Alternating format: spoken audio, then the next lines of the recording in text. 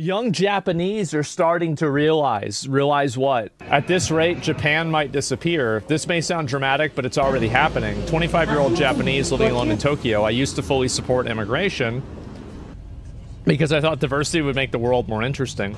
I think diversity does make the world more interesting, but the whole world doesn't need to be in your city. So, like, I'm a big fan of multiculturalism, of diversity. I'm actually a fan of this. I think it's a good thing, but that doesn't mean that you have to combine everything into a massive soup in every single area. I think that different cultures, there's cultures that don't really mix very well together, right? And I think we all know this. I think it's a politically incorrect thing to say, but it's a very factually correct thing to say also, that certain cultures don't mix very well. And that doesn't mean that they can't have interplay. That doesn't mean that they can't have mutual appreciation. That doesn't mean that they can't work together to solve common problems. But it does mean that in day-to-day life, if you have these people living next door to each other, you're going to have problems. You are. That's the way it is.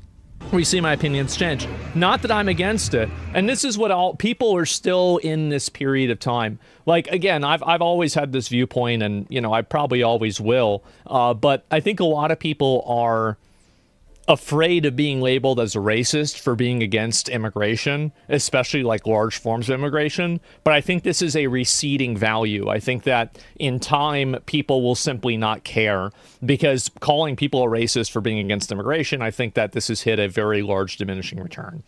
I fear Japan will split into two separate communities. Wow, only two? That's pretty lucky. How about that? I saw a similar scene in Canada. I hear Canada is having a lot of, because I don't like how, I've said this before, I don't like how Indians from India, not Native American, your American Indians, but Indians from India, I don't like how they're treated on social media. I think it's unfair, right? And I'm a big fan of racist jokes. I love racist jokes. I ask any of my real life friends. I love them.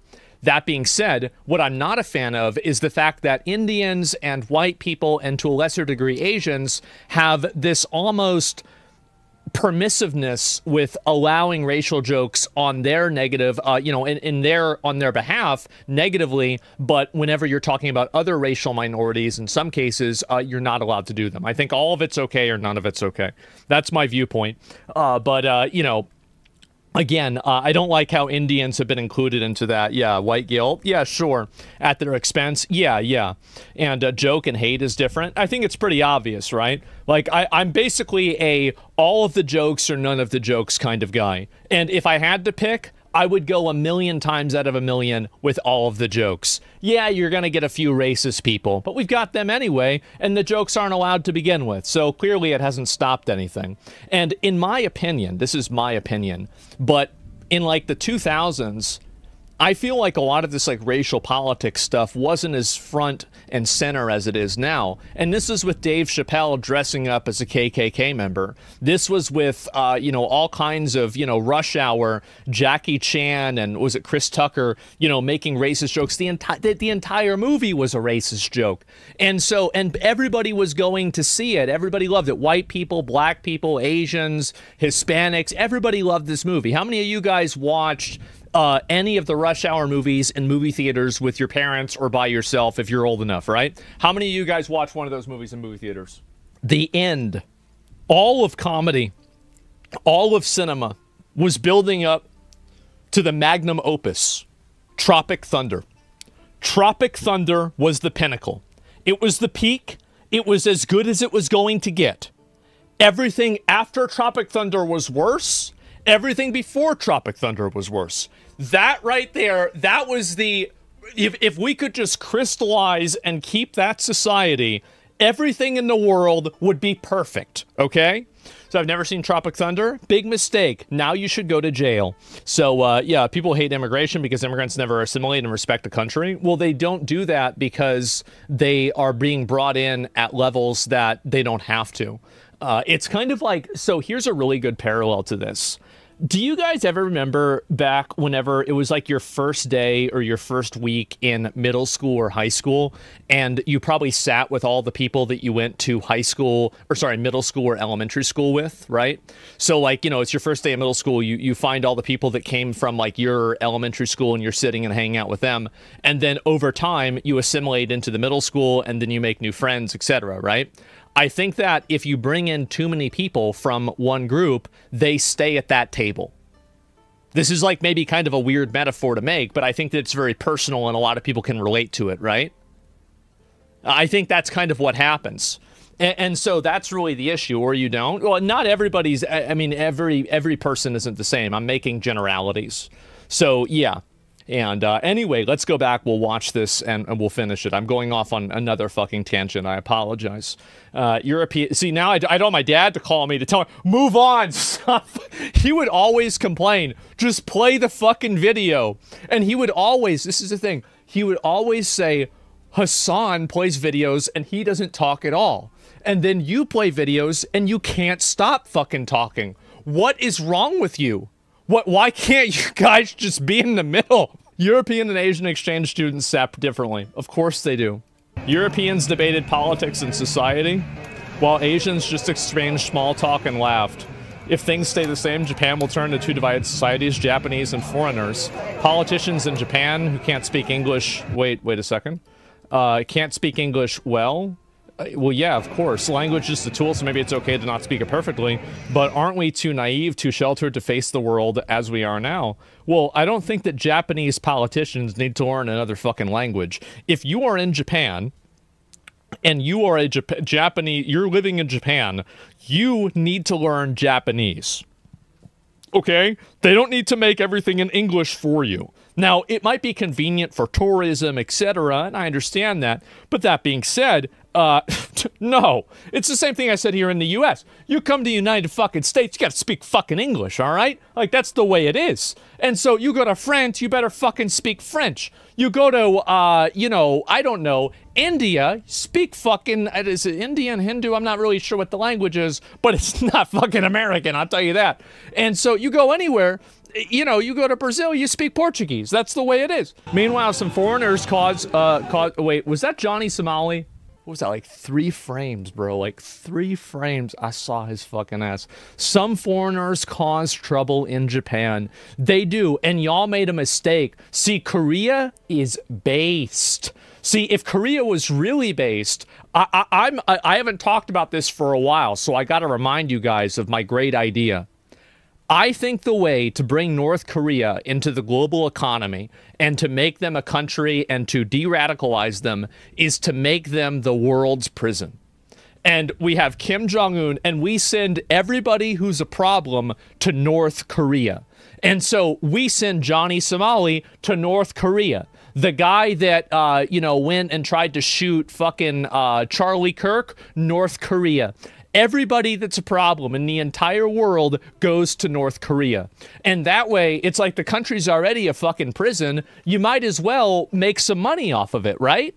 And so, yeah, I think they should do that with Johnny Somali. On SNS, crimes are instantly blamed on foreigners. Well, so here's the problem, though, right? Is that they're probably right. I have seen so many people go to Japan and treat it like it's a private server where everything is free and you can do whatever you want. Like, they're going around, yeah, they're being obnoxious, not wrong, yeah. There's a lot of people that go to countries like Japan, places in the United States, and they go specifically to the PvE servers. You never see them do this shit in Dubai. And that's also a PvE server, because if you break the fucking rules, well, that's it. And so the truth is that because these countries are so permissive, and the reason why they're permissive is because they are high-trust society countries that are very well developed, and they have a homogenous culture. And so they can allow a higher degree of permissiveness because of that higher degree of trust. But what's happening is that you have foreigners. You got foreigners coming in there and causing all the fucking problems. And that's what's happening over in Japan. It is. And you see videos of it. I'm not making this up. We've all seen it. Everybody knows this is happening. The truth is clear, it is. Absolutely it is. Of course, this makes people uneasy. Fear grows and divisions grow too. I want to see a Japan where diverse people can live together. That's not going to happen. You can have people that live together to a degree, but there is a degree of diversity that becomes untenable. You can't have somebody who wants to, like, you can't have, like, let's say an Islamic fundamentalist that's living next to a person who is trans that, you know, has like 3 adopted kids. Like, this is going to cause issues. And I'm sure that in some cases it works out, but you extrapolate this data and you're going to have problems and problems and problems. And so that's just what's going to happen. True story. Yeah, it's just how it is. So this is naive. I think that there is a degree of multiculturalism, a degree of multiracialism that works. I think most multiracialism pretty much can work unless people are assholes, but especially multiculturalism, there's a degree of it that works, but extremism is the problem. And the issue is that whenever you have a lot of people that don't integrate, if you want to go to Japan, you want to change Japan and make Japan more like you, more like where you came from, go back to where you came from. That's my viewpoint with every country in the world. If you want to make China more like where you came from, get the fuck out of China. If you want to make America more like where you came from, get the fuck out of America. That's my opinion. It's so obnoxious, patronizing, and fucking entitled. It's so entitled, isn't it? How obnoxious. Oh, God. From your side, how does Japan look? Japan looks like, this is my perspective on Japan. Japan looks like a country that is on the brink of a inevitable collapse because of its what do you call it? Of its birth rates. And I think this is something that's existential. It's happening to South Korea also. It's happening to a couple of countries in Europe, and it's happening in general. Now, why is this happening? I think there's like 10 different reasons, and honestly, I don't really know all the reasons, but it is obviously happening. It's happening here in the US. Yeah, sure. Yeah, there's low spawn rates, right? And a lot of people are despawning faster than they're spawning. Then you're going to have the server be empty, right? That's what happens. And so anyway, that's where I think things are. And I think also Japan is becoming more and more what do you call it? More and more xenophobic because people go to Japan and they treat Japan like it's an anime. Like I don't know if really the word is dehumanize because it's an entire culture and a group of people, but like I'll give you an example of this. What is that convenient, let's see if I can find it here, convenience store in Japan next to Mount Fuji. So what I think is really kind of funny about this is that didn't this place put up a thing to where they didn't have all of the people coming over and taking photos next to this convenience store, and it was causing a bunch of problems. This is what I heard about recently. I don't know if that's still the case. I was looking for, you know, the wall. Yeah, let me see if I can put it up. Wall. Tourists are poking holes in the screen erected to block photos from Mount Fuji. Yeah, there we go, right? And this is the kind of stuff that I find to be so just incredibly disrespectful and just entitled. Tourists are poking holes in the screen erected to block photos from Mount Fuji. Get the fuck out of Japan. Get the fuck out of here. What are you doing? What are you doing going to a country that they clearly don't want you to do it? The guys... yeah, what is this here? Chinese tourist? Well, that's the thing, right? Is that what's really great about China becoming more modernized and, you know, industrialized is that China is the other country with asshole fucking tourists. Is that back in the day, every tourist that was being an asshole in another country, it was always an American, right? But now China is doing their part. And now there's a bunch of Chinese tourists that go out all over the world, and now they're carving their name on the pyramids. Now they're trying to fucking poke holes and stuff like this. So I'm feeling pretty good about this. Russians are notorious for being asshole tourists. Yeah, my dad told me that the Japanese people called Russians Americans with no dollars.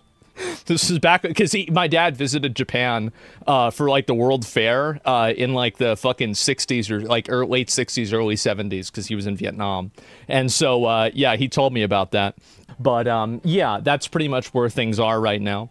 And so this is so obnoxious. It's so obnoxious, so annoying. And in general, I don't know why anybody, Japan should not put up with this at all. In my opinion, if you're doing this, they should just say you're destroying property and, you know, you're getting fucking deported immediately and you're never coming back. Like, it's amazing that the Japanese people put up with this, and I think that they shouldn't. It's very, very weird. And I think that they are, you know, it's not a pleasant conversation to have, and it's not a nice thing to do, but sometimes you have to do things that aren't nice in order to maintain things that are nice. And I think that Japan is in that situation. I think that in a lot of cases, America is in that situation. And I think that every country gets into that situation every once in a while. So that's pretty much what I think.